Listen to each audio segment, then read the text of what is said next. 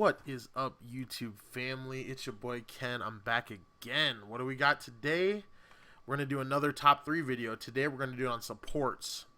And I'm going to tell you at the beginning of the video, we are going to do this on solo supports. So if you don't see some heroes that you might think, why isn't... I thought you said Tassadar is really one of the best heroes in the game. Why isn't he a top 3 support?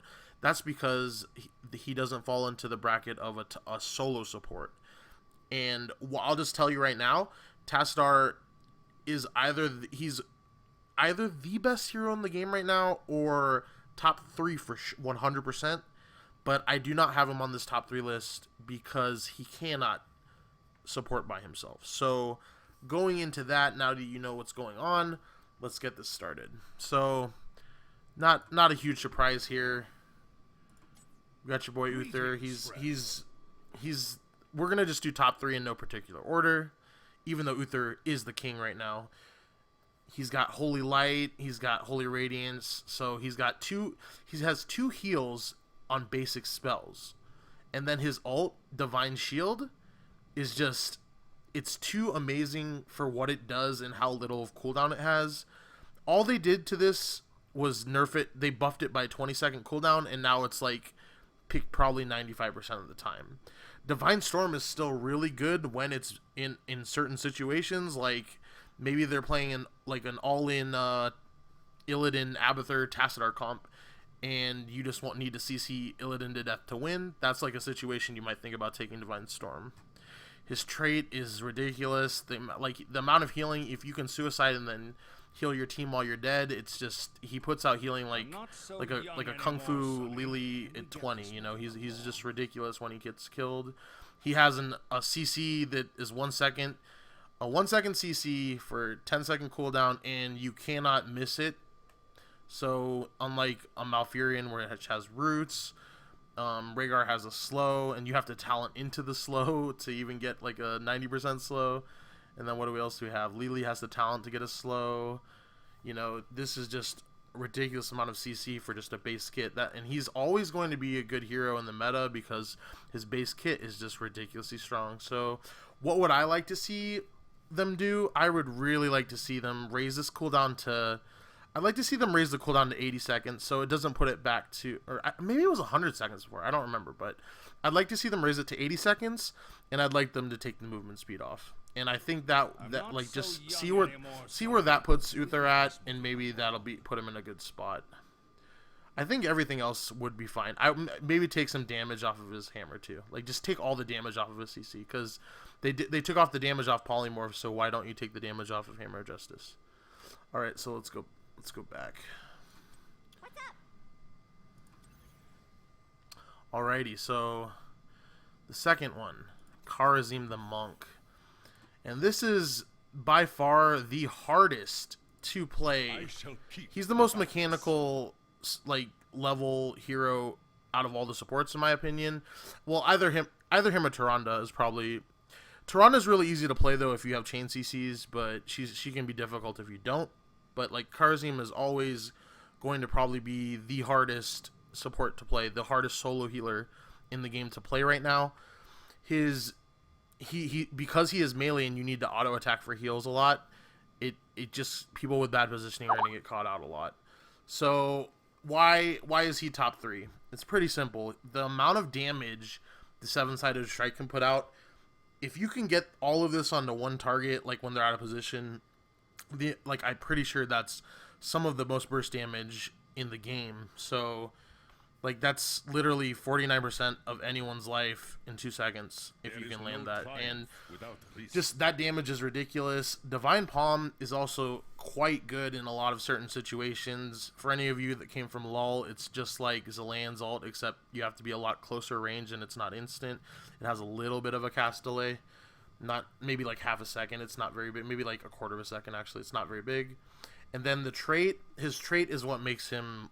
It's what makes him work. He has, you have to go healing at level 1 on your every 3rd attack, and that actually, with your Breath of Heaven and your Deadly Reach, you actually have some of the most healing in the game. And the amount of AoE healing you can do with Breath of Heaven is just ridiculous. And also another thing is that I think besides the fact that Uther is so god tier at level 10 with mass melee comps, like Breath of Heaven is just amazing because it gives you speeds ups. It gives you speed up on mass melee at the beginning of the game. If you pair this up with like you pair it up with your talent for Quicksilver, like 30% on your Qs, like you can just speed up anyone on your entire team, you know. So he's really mobile, and he does probably the most damage for a support in my opinion. And Tyrande and Tassadar do decent damage if you spec them correctly, but Tyrande needs more about. She's more about like having other people do damage while she marks them. So I think he actually does the most damage. He has some of the best AoE healing in the game, and he scales quite well because like 7-sided strike becomes ridiculous at level 20, and Divine Palm. If you take Divine Palm, you're probably gonna go Storm Shield level 20, but the level 20 Divine Palm isn't that bad either. If you can use it, you can use it to scare people into like not attacking the target that you palmed, as long as your team doesn't have people that die within the 5-second cooldown. So let's go back to the shop. So my last support to finish out the top 3 is gonna be Malfurion. It's your boy. And why do I have Malfurion as rounding out the top 3 instead of these other healers like Lily, Brightwing, Lieutenant Morales, Tyrande? Simple to put it, Lieutenant Morales and Lily, they're just garbage right now compared to the other healers. Lieutenant Morales can't sustain herself. She has no AoE healing. Her ults are really bad. Like, you can use Medevac to cheese and stuff, but if you're not ahead, it's going to be useless. And for Lily, she's just... I don't know what they were thinking when they made her. Her kit is just literally a spam QWE kit. It's not fun. It's not it doesn't take skill to play, and she's just not very strong. Like, she's okay against auto attack comps, but I would never play. I would literally never play that hero unless every other support in the game was banned. And then Tyrande and Tassadar, they cannot solo heal. They just can't. So, even Tyrande, she can't solo heal. Know any good jokes? She needs she needs something else on the team, like another healer, she needs another support to work at her full capability, in my opinion. And with the buff to rampant growth, he actually has some ridiculous instant heals, and you pretty much cannot lose a fight inside of Tranquility against almost every single comp. You can take Ice Block if you're worried about getting blown up. So at least pre 13 he's pretty easy to die, but after 13 he's really hard to kill if you have Ice Block. He can take Bolt even at level 20 if you're worried about getting, if you need more survivability. And he's the king of sustain too with Innervate, and you can even talent it if you need to. So, and they also gave him Wave Clear at level 1 with the new Immune Burn talent a while ago. So he's got decent Wave Clear, he's got sustain, they gave him decent heals, and he has the best AoE healing when his Trank's up. So he just rounds out the top 3 for me. So Brightwing is an amazing hero, but he's very situational. So that's why I wouldn't put him in the top 3. Rhaegar is just so weak early game, and he's also a situational pick. Like, if you're not going to make use of, like, if the other team's trying to burst on one hero, he can be good. But, like, there's just so... Like, think about it. If you had to land an Ancestral, or you have to press QR, or you have to press R, or you have to press R. Like, their ults are so much better, in my opinion.